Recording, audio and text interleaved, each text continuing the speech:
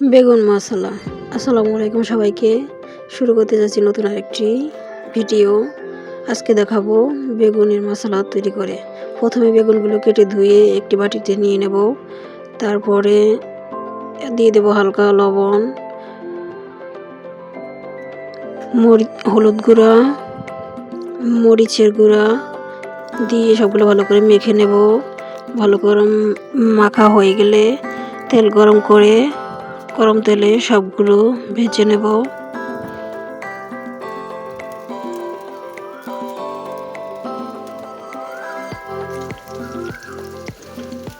Half হয়ে গেলে অন্য পিঠ উল্টে দিয়ে দিব।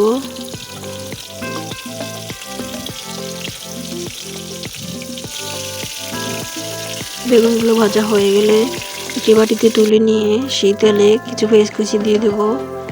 পেঁয়াজ কুচি দিয়ে দুটি কাঁচামরিচ ভেঙে দিয়ে দেব। তারপরে নেড়ে ছেড়ে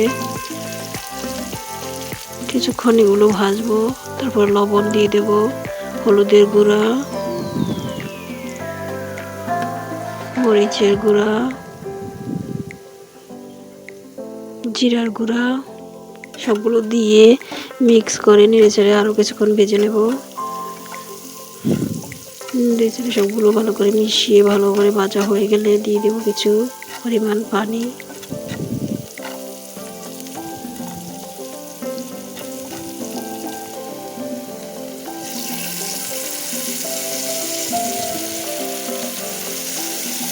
পানি দেওয়ার পরে নেড়ে বেগুনগুলো দিয়ে দেব।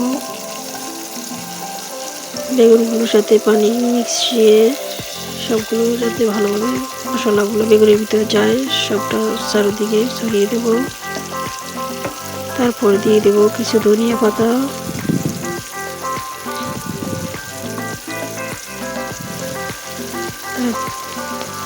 তারপর বেগুনগুলো ঢেকে দেব। বেগুনগুলো হয়ে আসলে ঢাকনা তুলে নেব। তারপরে হয়ে গেছে এই তো বেগুন মশলা রেডি।